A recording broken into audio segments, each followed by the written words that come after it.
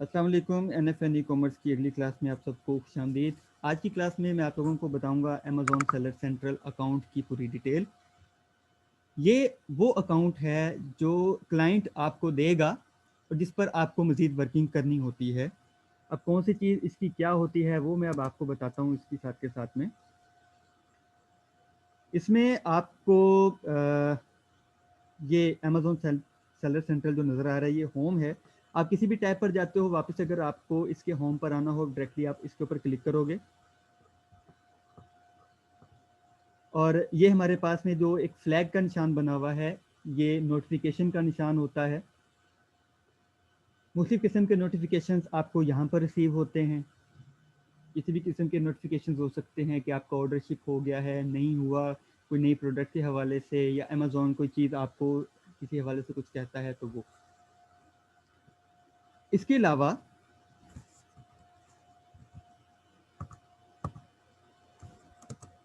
यहाँ पर हमारे पास में आती है मार्केट। मैं एक मिनट आपको दिखाता हूँ।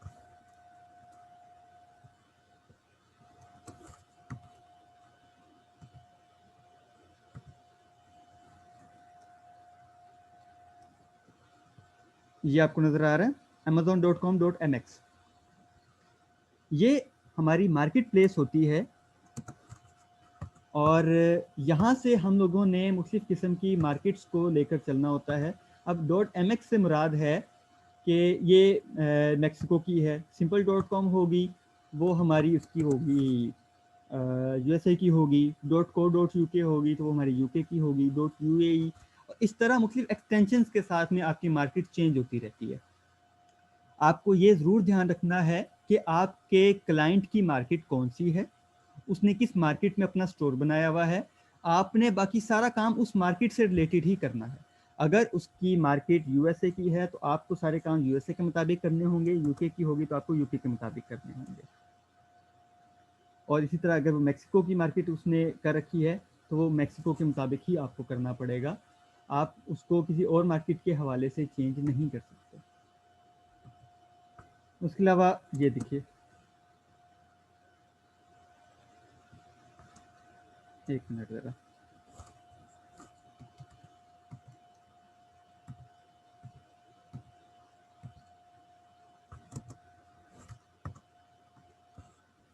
ये चीज़, ये देखिए यहाँ पे लिखा हुआ है यू एंड मी डील्स। अब ये आपका एक क्लाइंट है और यहाँ पर वो 3 मार्केट्स पर काम कर रहा है। .com की मार्केट है, .ca यानी कि कनाडा की मार्केट है, .mx यानी कि मेक्सिको की मार्केट है। उसके अलावा ये नीचे आ जाता है एक और स्पैरोज नेस्ट माइलस्टोन्स, ये एक और आपका क्लाइंट है। ये .com, .ca, .mexico तीनों पर ये भी मार्केट में काम कर रहा है। आपके जितने भी क्लाइंट्स, आपको मैंने पहली क्लासेस में बताया था कि आप मुख्तलिफ क्लाइंट्स को एक ही अपनी आईडी से कनेक्ट करके वर्किंग कर सकते हैं। अब आप इनमें से जिस वाले पर भी आप क्लिक करोगे आप उस वाले क्लाइंट की उस मार्केट के साथ में जुड़ जाओगे और आपकी सारी वर्किंग उसके मुताबिक होगी। आपको हर क्लाइंट के लिए अलग से आईडी बनाकर अलग से लॉगिन करने की जरूरत नहीं होगी। एक ही आईडी रखिए और उससे ही आप अपने हर एक हर एक क्लाइंट को आप डील कर सकते हो।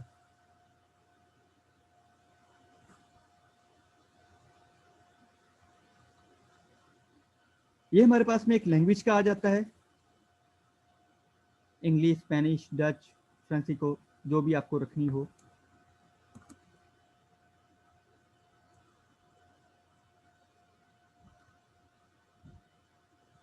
मेरा ख्याल है कि डिस्कनेक्शन आ रही है।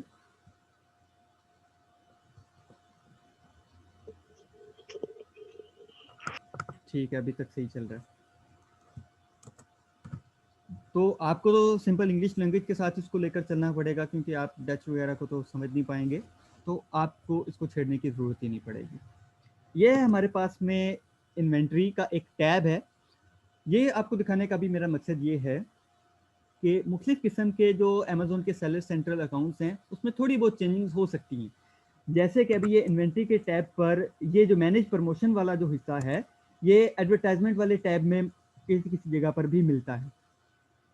तो अगर आपको कोई चीज़ एक जगह पर ना मिल रही हो तो आप सिंपली क्या करेंगे कि ये सर्च की जो ऑप्शन आपको नज़र आ रही है यहाँ पर, आप सर्च की ऑप्शन में जाके उस टूल को आप सर्च कर सकते हो और उससे आप मज़ीद फाइंड कर सकते हो अगर आपको अपनी मुतलका जगह पर वो चीज़ नज़र ना आए। और ना आने की वजह मैं पहले भी बता चुका हूँ कि मुख्तलिफ सेलर सेंट्रल अकाउंट्स जो हैं या मुख्तलिफ मुल्कों के अकाउंट्स जो हैं उनमें थोड़ी बहुत चेंजिंग जो हैं वो रहेंगी।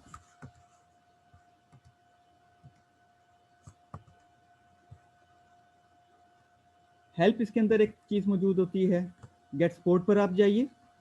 किसी भी किस्म का अगर आपको केस फाइल करना है, क्या केसेस होंगे मज़ीद आपको मैं बाद में बता दूंगा, और यहाँ से आप उसके सॉल्यूशंस कर सकते हैं।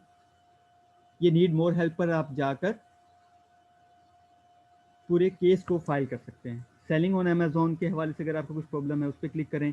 यहाँ पर केस की डिटेल, कस्टमर का ऑर्डर, FBA वगैरह, प्रोडक्ट की एंट्री के हवाले से, आपके अकाउंट के हवाले से, या इनमें से अगर कोई भी वैसी ऑप्शन नहीं है तो फिर आप अदर्स को भी आप चुन सकते हो। ये अदर की ऑप्शन है, यहाँ से आप चुन के आप इनमें से किसी भी चीज़ को सिलेक्ट करके अपना केस उसके मुताबिक फाइल कर सकते हो। यहाँ पर आपको अपना रीज़न वगैरह और नीचे जो भी आप क्वेश्चन वगैरह पूछना चाहो वो पूछ के आप इसको सबमिट कर सकते हो, और ज़्यादा आपको इसकी ज़रूरत नहीं पड़ेगी। कभी कभार इसकी ज़रूरत पड़ सकती है, लेकिन आपको ओवरव्यू देना ज़रूरी है ताकि आपको पता हो कि कौन सी चीज़ इसकी कहाँ पर है।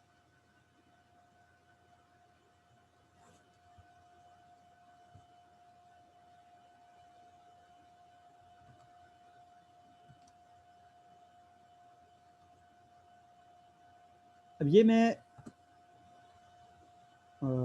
सॉरी वो साइड एक जगह की उसकी कट गई है।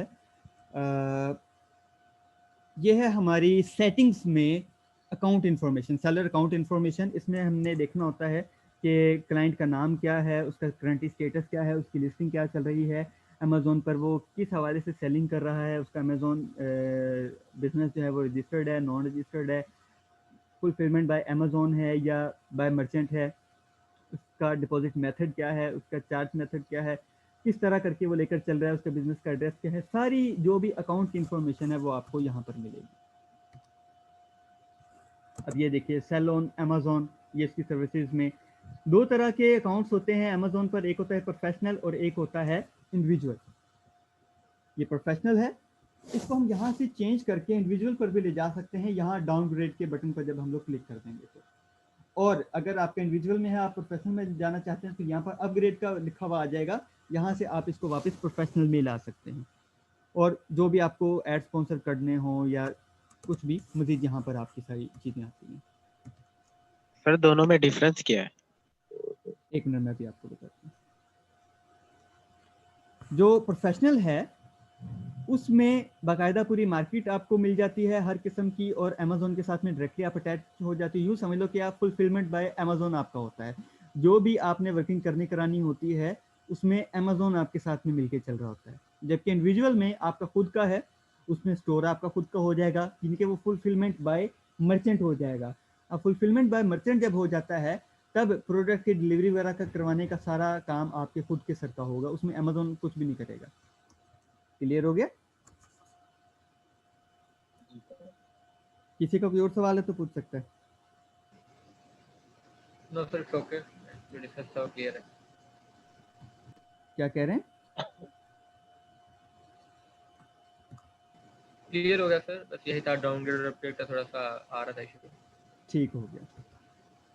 अब ये अकाउंट में से मैं इंफॉर्मेशन आपको निकाल के नहीं दे सकता, इसलिए मैंने फिर पूरे की इसकी मैंने वीडियो तैयार करके अलग कर ली थी, ताकि जो क्लाइंट की जो पर्सनल इंफॉर्मेशन है वो फिर सामने वीडियो में ना आए, क्योंकि फिर इस वीडियो ने यूट्यूब पर भी आना है, इसमें पब्लिक हो जाना है, फिर ऐसे किसी भी क्लाइंट की इंफॉर्मेशन को पब्लिक करना वो फिर मुनासिब नहीं है।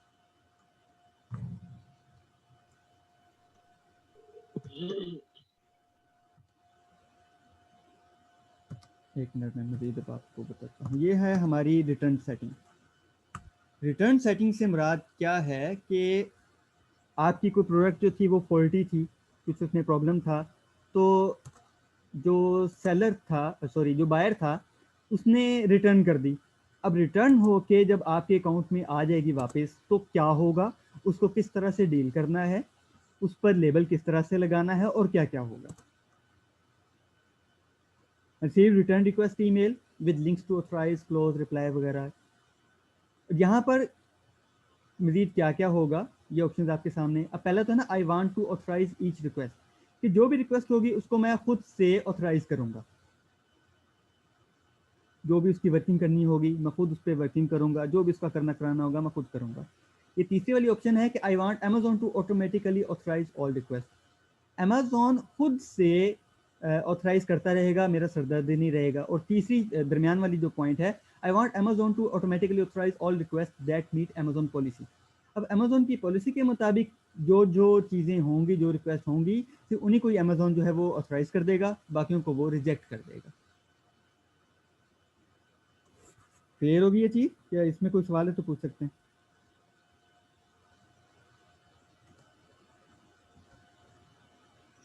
जी क्लियर है। Yes sir. और ये करने का एक मकसद ये होता है कि अलग से पैकिंग उसकी फिर दोबारा हो जाती है। किसी और पर्सन ने अगर उस प्रोडक्ट को अगर हायर कर लिया तो वही वैसे ही पैक शुदा फॉल्टी मॉल जो है वो आगे चला जाएगा, अब वहां से रिटर्न होके आ जाएगी, फिर दोबारा पैक होके फिर दोबारा चली जाएगी। अगर ऑटोमेटिक सारा रखा जाए तो खुद से करने का या पॉलिसी के मुताबिक करने का फिर फायदा ये होता है कि उस फॉल्टी चीज को अलग कर दिया जाता है, उसके अंदर कोई फॉल्ट हो तो उसको ठीक करवाया जाता है, नहीं तो उस प्रोडक्ट को टोटली अलग कर दिया जाता है। और नया कस्टमर जो भी फिर उसकी डिमांड करता है उस जैसी प्रोडक्ट को, तो वो एक अलग से एक नई वाली प्रोडक्ट जो सही वाली है वही उसके पास मिल जाती है।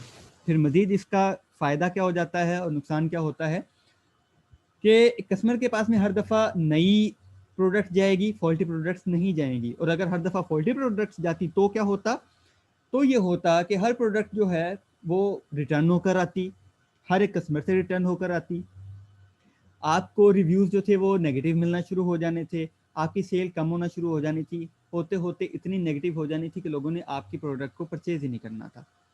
तो ये आपको फिर नुकसान होता अगर आप इसको ऑटोमेटिक ही रखते तो।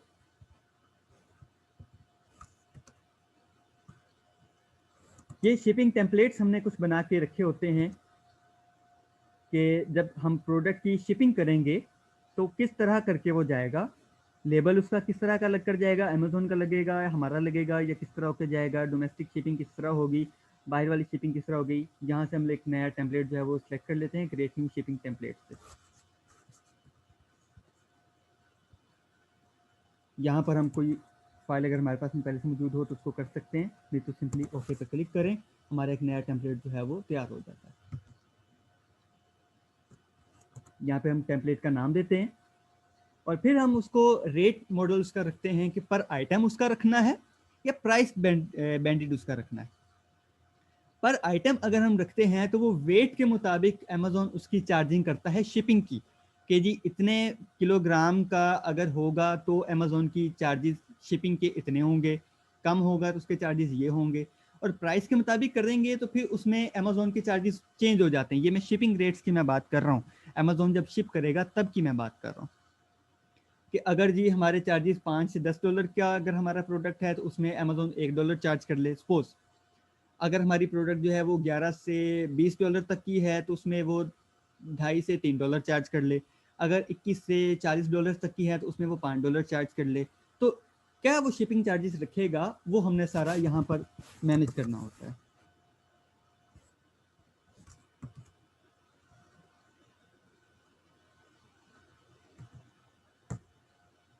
ये पीओ बॉक्स के साथ में मुख्तलिफ रीजन्स स्टैंडर्ड शिपिंग के कि किस किस एरिया में वो जाएगा तो उसका क्या क्या हिसाब किताब होगा। अब वो वाली चीज़ कि यूज़र परमिशन के हवाले से जब मैंने स्टार्टअप वाली क्लास में बताया था चाइल्ड अकाउंट का, अब यहाँ पे मैंने इसको, मुझे वीडियो बनाने का एक्चुअल प्रॉब्लम ये था कि यहाँ पर पर्सनल इन्फॉर्मेशन जो भी थी यूज़र्स वगैरह की या क्लाइंट की वो मैं शो नहीं कर सकता था, तो मैंने उसको पहले यहाँ पर ब्लर किया है। अगर मैं डायरेक्टली दिखाता तो सारा कुछ यहाँ पर शो हो जाता और पब्लिक होने की वजह से वो फिर एक गलत चीज़ होनी थी। तो जब हम लोग सेटिंग में यूज़र परमिशन पर जाएंगे, हम लोग नहीं जाएंगे, हमने ये क्लाइंट को कहना है कि वो वहां पर जाए। अब यहाँ नीचे देखो आप लोग, add a new seller central user, यहाँ पर वो मांग रहा है नाम, ईमेल एड्रेस। ये दो चीजें आपने अपनी प्रोवाइड करनी है। जब वो प्रोवाइड कर देगा आपके पास में एक ईमेल आ जाएगी, नोटिफिकेशन एक आ जाएगा, आपने वहां पर इनविटेशन को एक्सेप्ट करना है। एक्सेप्ट करके आपने फिर दोबारा क्लाइंट से कहना है कि यहाँ से ये मैनेज परमिशंस नजर आ रही होंगी आप सबको, यहाँ से आपको परमिशन दे जिस जिस चीज़ की भी वो आपको देना चाहता है। फिर आपका चाइल्ड अकाउंट रेडी हो जाएगा और आप अपने अकाउंट से उस चीज़ को लेकर आगे चल सकते हो। क्लियर होगी ये बात कि चाइल्ड अकाउंट किस तरह बनाते हैं? Yes sir. किसी को कोई इस हवाले से कुछ प्रॉब्लम है तो वो पूछ सकता है।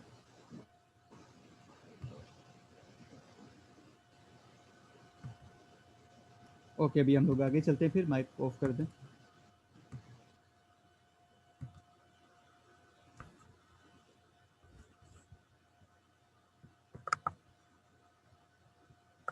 ये है हमारा फुलफिलमेंट बाय अमेज़ॉन की सेटिंग कि अगर हम लोग अपनी प्रोडक्ट्स को सप्लायर से मंगवाएं और अमेज़ॉन के स्टोर में रखवा दें और उसके बाद में जब भी नया बायर हमसे प्रोडक्ट की डिमांड करे तो हमने सिर्फ उसकी डिटेल्स अमेज़ॉन को दे देनी है, तो अमेज़ॉन वहाँ से हमारी प्रोडक्ट की पैकिंग करेगा, बॉक्स में डालेगा और उसकी शिपमेंट भी करेगा और हमारे बायर को डिलीवर कर देगा। वो सारा सरदर्द फिर अमेज़ॉन का हो जाता है, इसलिए इसको कहते हैं फुलफिलमेंट बाय अमेज़ॉन। और अगर ये सारा कुछ हम मर्चेंट खुद करेगा तो वो फुलफिलमेंट बाय मर्चेंट कहलाता है, जिसको हम लोग FBM कहते हैं। इनबाउंड सेटिंग, उसकी रिस्ट्रिक्शंस उसकी क्या क्या होंगी, लिस्टिंग अप्रूवल की वार्निंग्स वगैरह और ये सारा आपको एक गो थ्रू में करवा रहा हूँ। सिंपल आप इस चीज़ को देख लीजिए। इसमें फ़िलहाल के लिए ज़्यादा आपको देखने की ज़रूरत नहीं है। जब इसके हवाले से एक अलग से वीडियो बनेगी फिर आपको इसके हवाले से जो है वो कम्प्लीटली चीज़ एक मिल जाएगी। यहाँ पर हमारे ओपन ऑर्डर्स मौजूद होते हैं कि इस वक्त कितने हमारे ऑर्डर्स ओपन हैं जो कि अभी अनशिप हैं, अभी तक उनकी शिपिंग नहीं हुई। ये हमारे पास में 7 डेज़ की एक एवरेज सेल आ जाती है कि 7 दिन की एवरेज सेल कितनी कर चुके हैं। अब इस क्लाइंट के इस अकाउंट पर $40,800 की 7 दिन की, एक हफ्ते की सेल हो चुकी है। यहाँ पर बायर के मैसेजेस आते हैं, फिलहाल कोई मैसेज नहीं है तो ज़ीरो मौजूद है। और उसके साथ में ये बाय बॉक्स विनिंग का आ जाता है 77% जो लिखा हुआ है। 77% जो है इस क्लाइंट का बॉक्स, जो बाय बॉक्स जो है वो विन हो चुका हुआ है। इसकी डिटेल मैंने पिछली क्लास में भी बताई थी, लेकिन मज़ीद डिटेल जो है वो एग्जैक्टली आपको वहाँ पर जब मैं टूल्स आपको समझाऊंगा तो टूल्स के साथ में आपको बेहतर समझ आएगी। ये नोटिफिकेशन का मैं आपको फिर पहले से बता चुका हूँ, नोटिफिकेशन पर भी मैसेजेस का आ सकता है और बायर मैसेजेस पे भी उसका आ सकता है।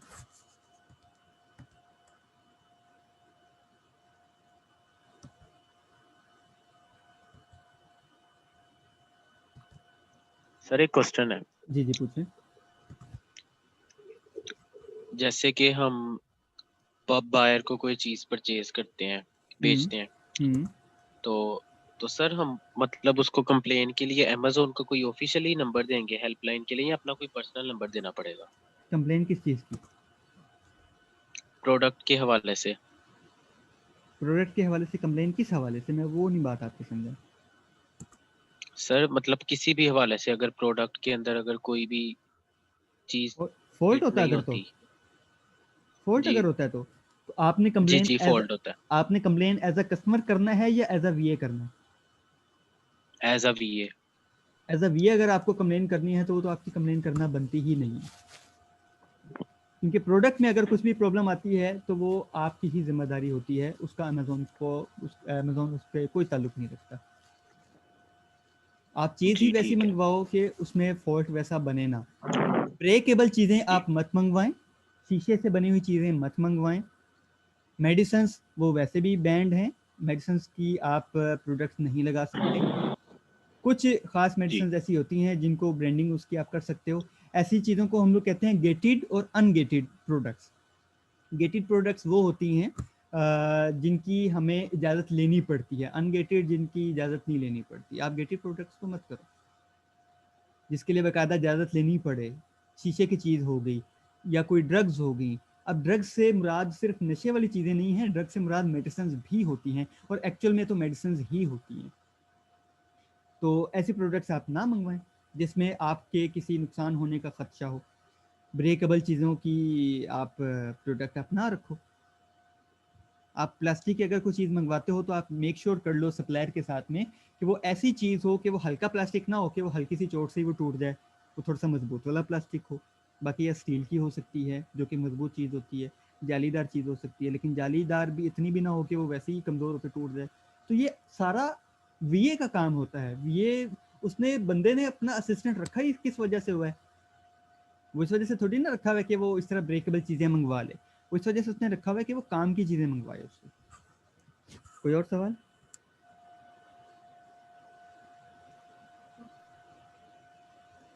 किसी का कोई और सवाल है? No sir. No sir. चलें, अभी ये मैं अमेज़ोन पर मैं सर्च कर रहा हूँ फ्राइंग पैन। ये मेरे पास में कुछ फ्राइंग पैन आ चुके हैं। यहाँ पर ये मैं utopia kitchen 11 inch non stick frying pan जो है, मैं इसको ओपन करने लगा हूँ। अब इसके अंदर एक कीवर्ड है, बाकी के कीवर्ड्स नहीं है। अब कीवर्ड की मैं बात आपको यहाँ पर एक चीज़ समझाने लगा हूँ। यूटोपिया कोई कीवर्ड नहीं है, किचन कोई कीवर्ड नहीं है, 11 इंच ये कोई कीवर्ड नहीं है, नॉन स्टिक फ्राइंग पैन अब ये एक कीवर्ड हो सकता है कि एक ऐसा सिर्फ फ्राइंग पैन जो है ये भी एक कीवर्ड हो सकता है, नॉन स्टिक फ्राइंग पैन ये भी एक कीवर्ड हो सकता है। अब जितने वर्ड्स का कीवर्ड एक्चुअल मेन वाला कीवर्ड हम इसको कहते हैं वो बनता है, उसको उसके मुताबिक डील किया जाता है। सिर्फ पैन कह देते एक वर्ड का कीवर्ड, फ्राइंग पैन कह देते 2 वर्ड का, और नॉन स्टिक फ्राइंग पैन तो ये 3 वर्ड्स का कीवर्ड कहलाएगा। अब इस पूरी एक लंबी सी लाइन लिखी हुई है, utopia kitchen 11 inch non stick frying pan induction bottom aluminium alloy and scratch resident body riveted handle, लेकिन इस 3-4 लाइनों के अंदर सिर्फ 3 वर्ड का ही मेन कीवर्ड है, और आपको एक्चुअल में ये मेन कीवर्ड को ही सर्च करना है, उसी को ही फाइंड करना है कि एक्चुअल मेन कीवर्ड इस प्रोडक्ट का है क्या। अब पहले वाले पर अगर हम आते हैं, Cuisinart 622-30G Chef's Classic Non-Stick Hard Anodized 12 inch skillet with glass cover black. अब इसके अंदर आप लोग बारी बारी मुझे बताओ, पहले हमजा आप बताइएगा कि इस वाले के अंदर, ये मैं इस वाले की मैं बात कर रहा हूँ, इस वाले के अंदर मेन कीवर्ड क्या है?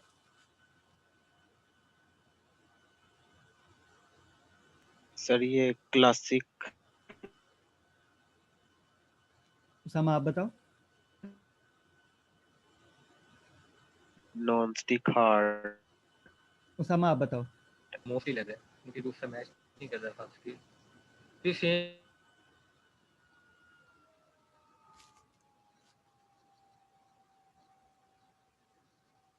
सेम एलवेशन। उसामा आपकी आवाज़ बहुत कट रही है, मुझे आपकी बात की समझ नहीं आ पाई। सरबारी आवाज। हाँ,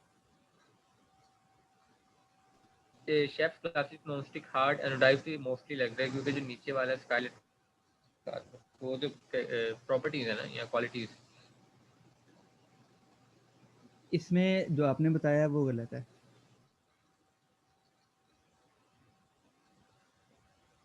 इसमें है non stick hard anodized skillet, सिर्फ ये वर्ड्स हैं, बाकी उसकी प्रॉपर्टीज हैं, बाकी कीवर्ड मेन कीवर्ड नहीं है। तो इस चीज़ को आपको ध्यान में रखना। अब आप ये देखो कि सिर्फ एक मेन कीवर्ड को देखना कितना आसान काम था, लेकिन एक्चुअल में ये आसान नहीं था। तो इसी तरह जब प्रोडक्ट हंटिंग आप देखेंगे तो आपको लगेगा हाँ यार ये तो बड़ी आसान सी चीज़ है, लेकिन एक्चुअल में वो आसान होती नहीं है। प्रोडक्ट हंटिंग के हवाले से मैंने ग्रुप में 2 पोस्ट की हैं, वो आप में से, आप दोनों में से किसी ने पढ़ी?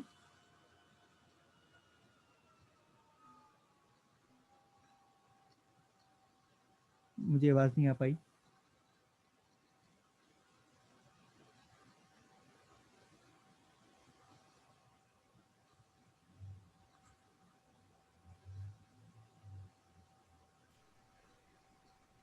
मुझे आवाज़ नहीं आ पाई।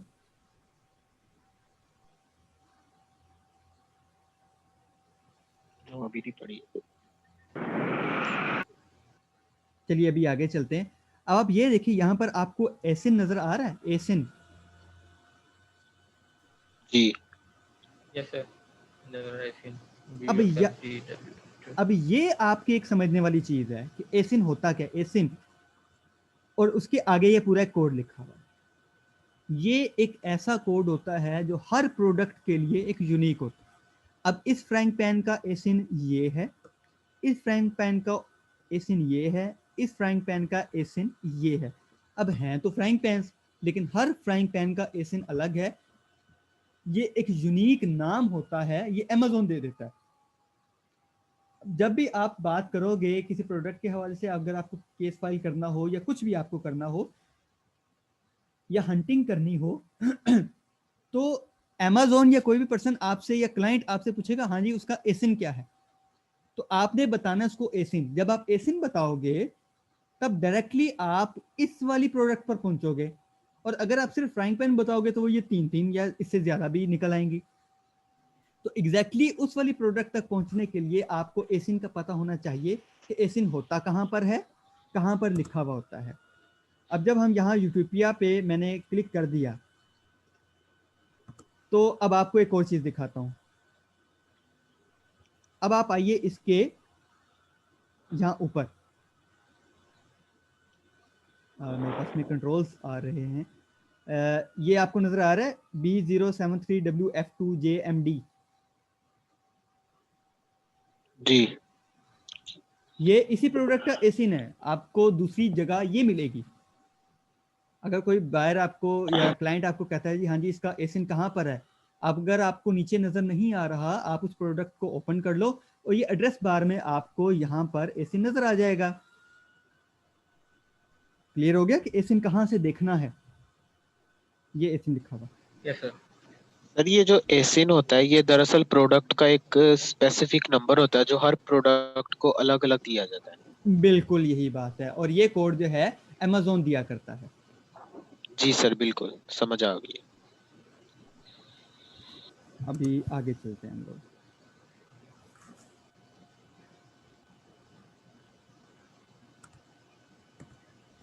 अब ये देखिए यहाँ पर इसकी 216 रेटिंग्स हैं।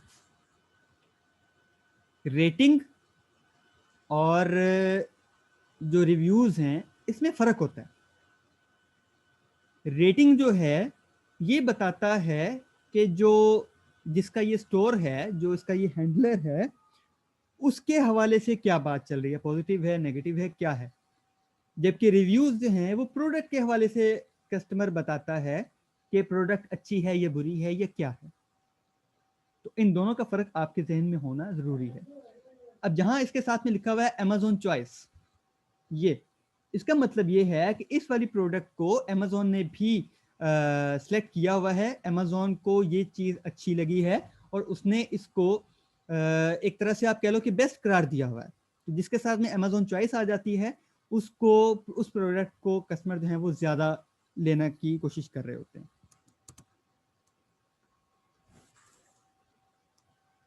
यहाँ पर स्टार्स दिए हुए हैं, जिस तरह के हम लोग उबर क्रीम वगैरह पर भी उसको कैप्टन को स्टार दे दिया करते हैं, या किसी भी प्रोडक्ट को अब हमने यहाँ पर स्टार देना है कि ये 5 स्टार है तो अच्छा, 4 स्टार तो उससे कम, 3 स्टार तो उससे कम।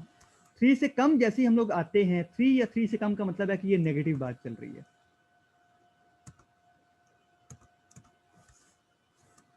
अब ये देखिए ये है प्रोडक्ट इन्फॉर्मेशन। यहाँ जब आप नीचे आते हो तो यहाँ पर आपको प्रोडक्ट की पूरी इन्फॉर्मेशन मिलती है।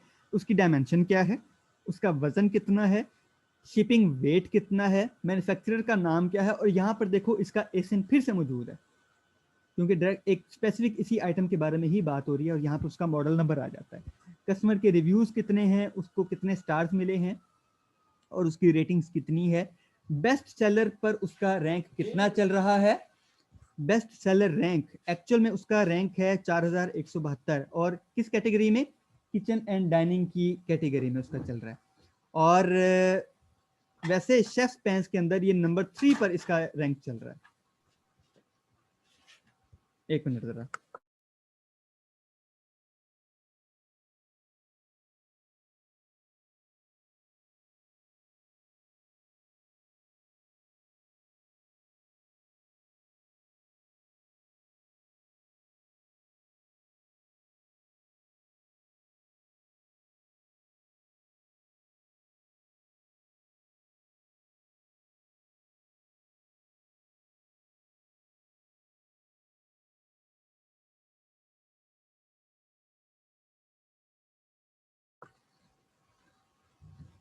अच्छा, और अमेज़ॉन पर इसकी लिस्टिंग कब हुई थी पहली दफ़ा में, वो शो हो रही है।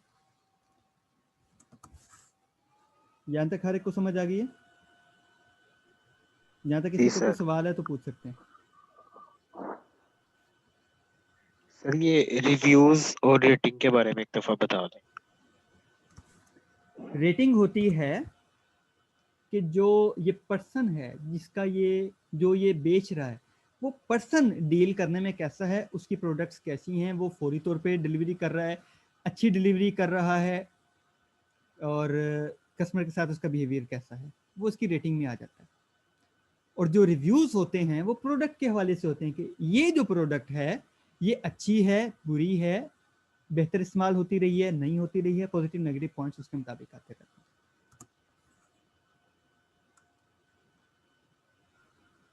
जी कोई और सवाल किसी का?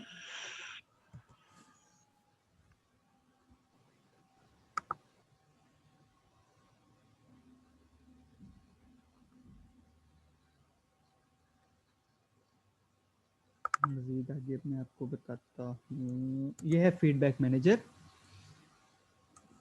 यहाँ पर कि कितने स्टार्स हैं, पॉजिटिव रिव्यूज़ कितने हैं, न्यूट्रल कितने हैं, नेगेटिव कितने हैं, और टोटल काउंट उसकी कितनी है, 30 डेज़ में कितने हैं, 90 डेज़ में।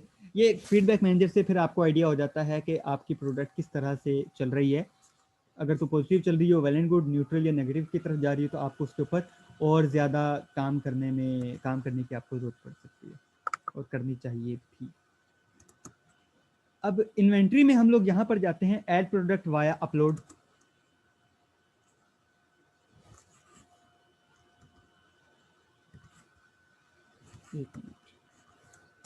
यहाँ पर हमारी सारी इन्वेंट्रीज मौजूद होती हैं।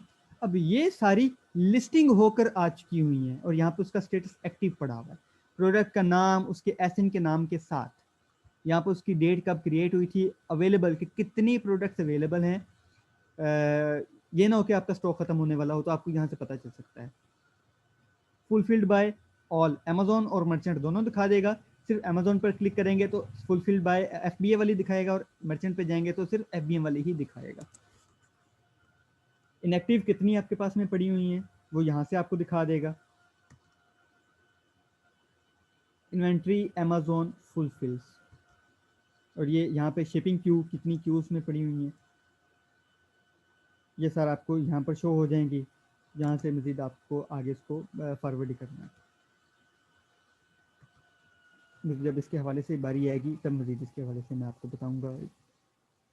ये मैं होम पर मैंने क्लिक कर दिया, मैं फिर दोबारा अपने डैशबोर्ड पर मैं आ जाऊँ।